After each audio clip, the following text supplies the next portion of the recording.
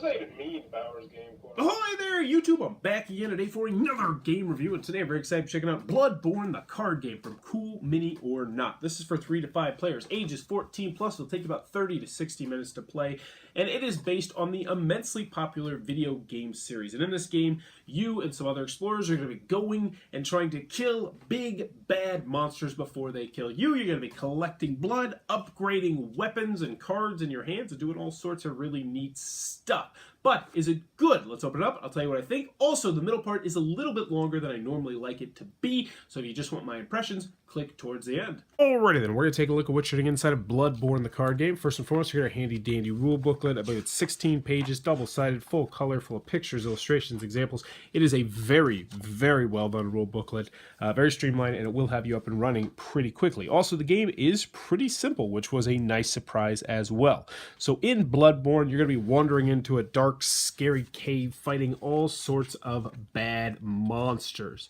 You're going to be doing that in the hopes of collecting these guys right here. These are blood echoes, and these are victory points that you will be accruing. But if you die before you bank those blood echoes, then you lose all those blood echoes. So there's a press your luck aspect to this game. Also, before I get started, I do want to mention that there are a lot of things about this game that make it feel like it's cooperative, but let me assure you, this is not a cooperative game by any stretch of the imagination. So let's go over the components, then we'll get a little bit into the gameplay. So first, let's go over the monster deck, and you're going to be creating the monster deck each time with 7 bosses, and then also with regular monsters. And normally, I actually have a pre-production copy of the game, which means boss should be written down here, but the easy way to tell that they're bosses is because they will have more than one symbol down at the bottom right. And some of these, as you can see, will have various different effects that you will have to take into account when they appear. Also, at the beginning of the game, you're going to randomly choose one of these big bosses. This is the guy that you're going to face at the end of the game. Once you've defeated all these bosses, or if they have escaped, or what have you. These guys are normally going to be pretty difficult to defeat, and the main thing here is they will have persistent effects that will last throughout the game. Whenever a monster escapes, add one random non-boss monster from the deck to the top of the Chalice Dungeon deck. So if you let monsters go, more monsters will appear.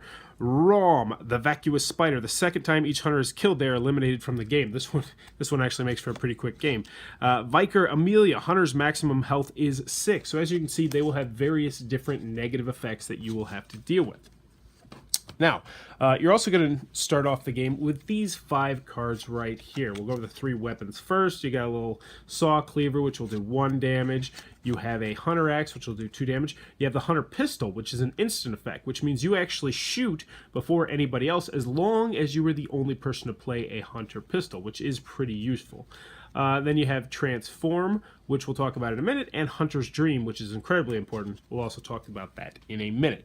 You are going to start with this 5-handed cards, but you will be able to upgrade those cards as you progress through the game, and this is going to be the upgrade row up here, and there's a whole bunch of upgrades that you can have, some really cool stuff. If you're the only hunter to play Ludwig's rifle, inflict damage immediately instead of the hunter's attack step, so that one is like the other rifle. Repeating pistol will ignore all damage inflicted on your hunter this round, plus you're going to be doing 2 damage. That's a really cool one to have. Saw Spear, you inflict +1 damage for each point of damage your hunter takes this round. So if you take a lot of damage in a round and you get to hit with this, you could potentially do a ton of damage. Here's where the non-cooperative aspect comes in. Molotov Cocktail, deal 1 damage to all hunters and the current monster. So this is an instant effect. The Beast Claw, enter the hunter's dream during the hunter's dream step unless you have the highest total blood. So lots of various different stuff, and this really spices up the game, and you're going to have 3 of them set out there. If you have a 3-player game, 4 in a 4-player game, and 5 in a 5-player game, and they will make it so that every person's deck is going to be a little bit different, which I did like. Next, you're going to have your health tracker right here. You'll start off the game with 8 health, unless, of course, you're facing that one final boss. That makes you have 6. And then right here is the star of the show, because this is where you're going to be keeping track of your victory points. So when you do damage to monsters in the game, you're going to collect blood echoes, which you'll put up here.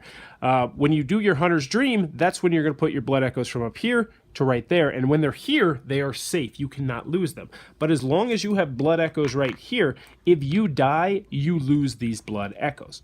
You're also going to have these 3 little trackers right here, which you'll be moving up as you defeat various different monsters if you do damage to them. And really, this is just victory points. So if you go up 3 spots on this, that means at the end of the game, you are going to have 3 victory points. So let's show you how the game is played, and it's going to go over 8 different phases, and the phases go by very quickly. So the first thing you're going to do at the beginning is you're going to pick out a monster. So we'll just say, we'll just pick out this guy. Hunter's maximum health is 6. Vicar Amelia. So we're going to start off with 6 health. And then we are going to choose and play our action cards. Our action cards are this right here. But before we do that, we're obviously going to have to reveal a monster. So this is Scholars. When revealed, each hunter gains 1 new upgrade in turn order, then refill the available upgrades. So this one would actually be really cool because we would reveal him, and then we'd go pick something. So you know what? We might get the repeating pistol. That's a really good one. So we would immediately get to put that into our hands. Everybody else would claim these. And then we would get 3 new ones out on the board. And now we're at the task of hand, which is defeating this monster, which would be in the middle of the table, obviously. So what you're going to do now is the choose and play action cards phase, which means you're going to pick one of the cards out of your hand to play. And we'll go over what all these different cards do. So these ones are all pretty self-explanatory. They are attacks. Now this is a transform card. And what this does is you can put this card down, and then everyone is going to reveal their cards simultaneously.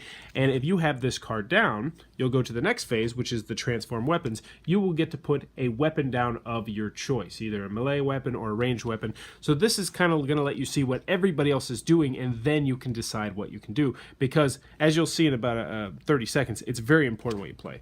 Last but not least, you have the Hunter's Dream card, which you can play down. We'll talk about that one in a minute. So let's just pretend that we played this one right here, and this guy played that, and this guy played that. So those are the 3 cards played from 3 different characters, even though they're all from our hand.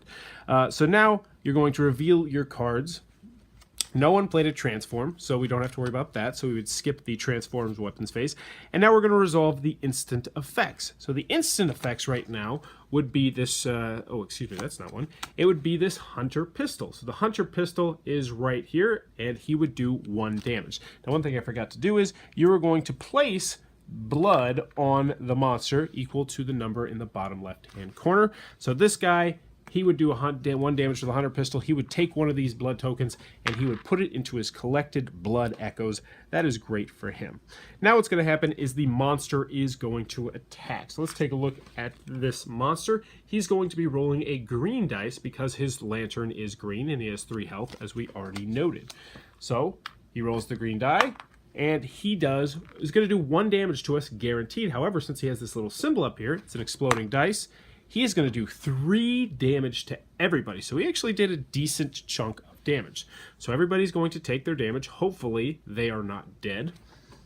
And then we're going to go on to the Hunter's attack phase.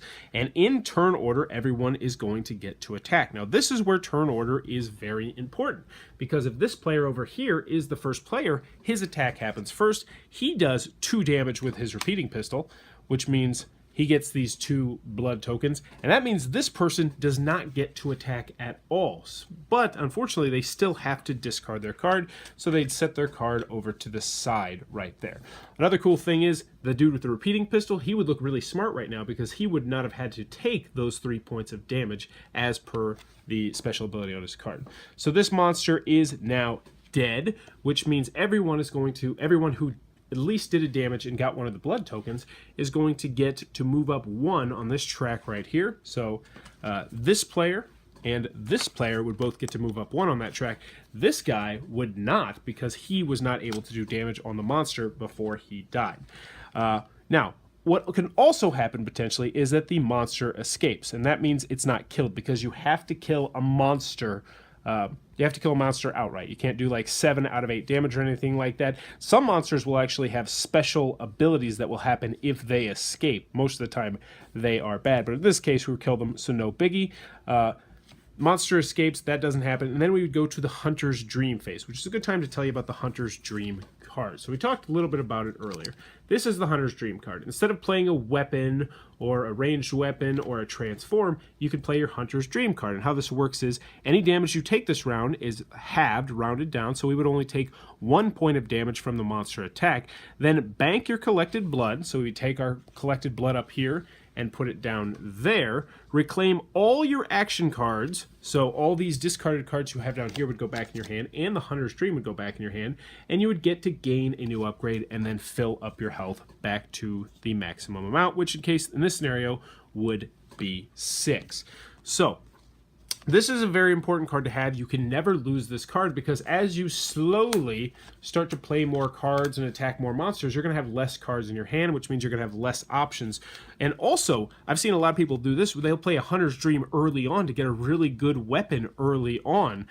So there are different strategies on how you play your Hunter's Dream card. Then you are going to reveal a new monster, and you are going to rinse, wash, and repeat. You are going to continue to fight all of the bosses and all of the monsters until you get to the final monster, at which point you will face them.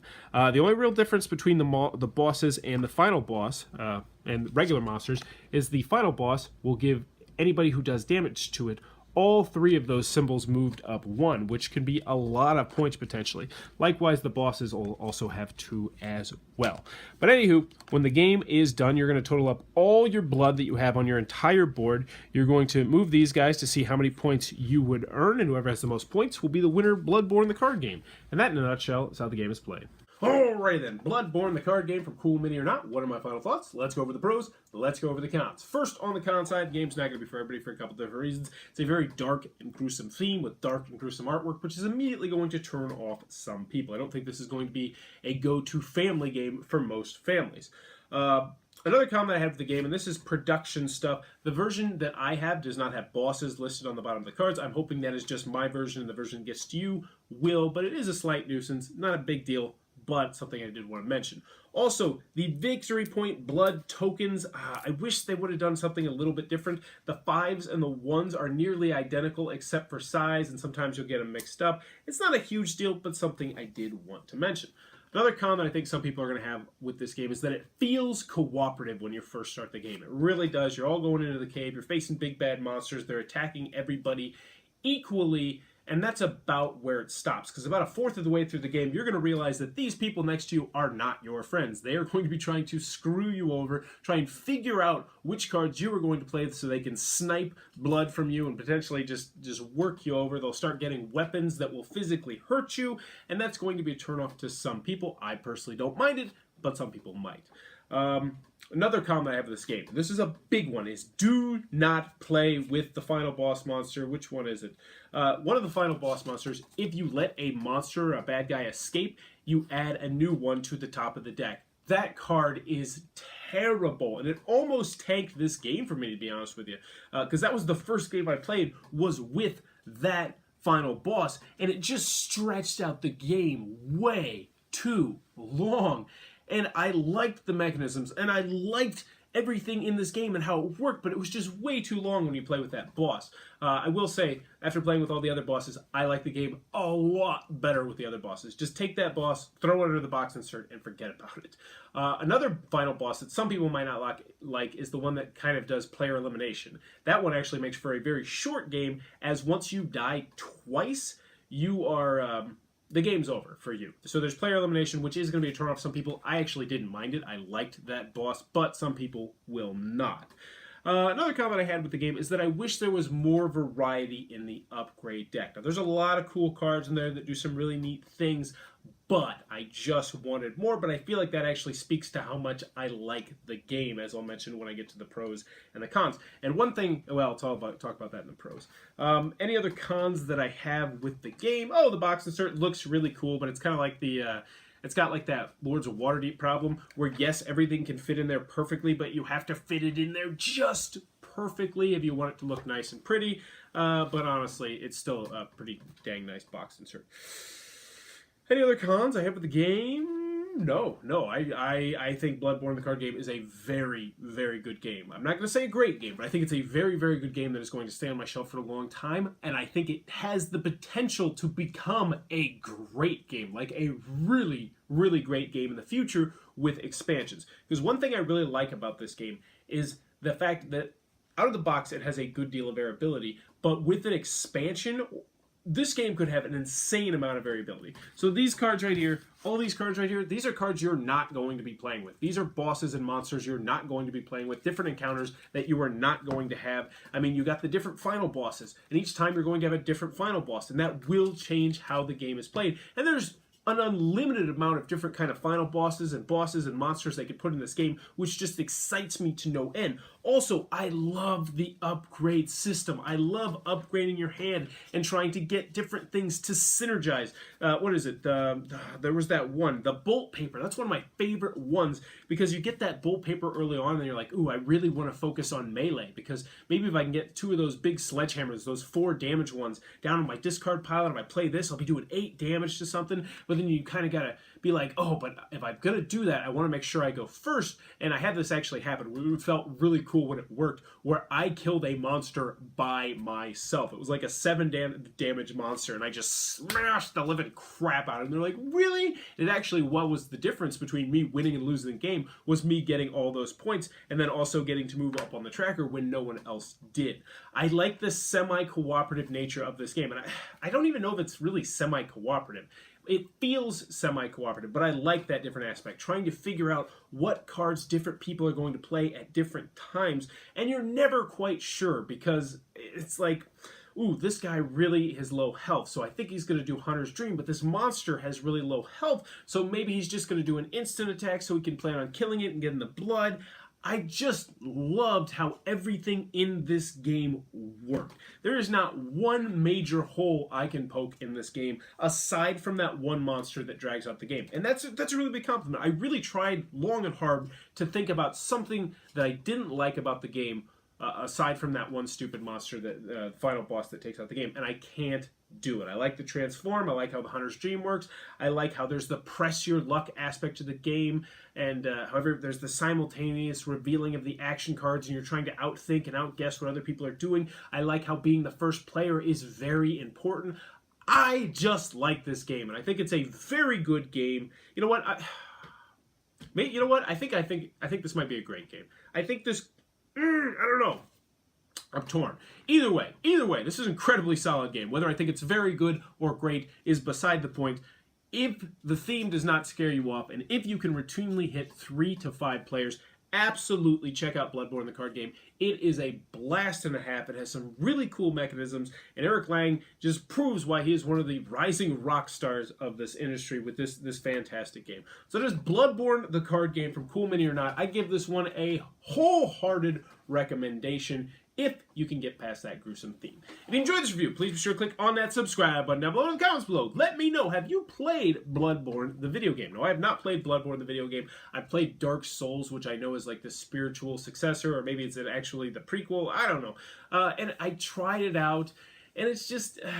I don't know, maybe it's because I'm getting older, but I just don't want that much difficult. I go play a video game because I want the experience more than anything. And the experience that I had with Dark Souls was just frustration because I kept dying and kept dying and kept dying and kept dying. And yes, it was cool when I finally was able to defeat somebody by figuring out the right way to do it. But honestly, just was not for me. But let me know in the comments below. Bloodborne, the card game, or Bloodborne, the video game, Dark Souls. Do those games, float your boat. And as always, thanks for the time, YouTube.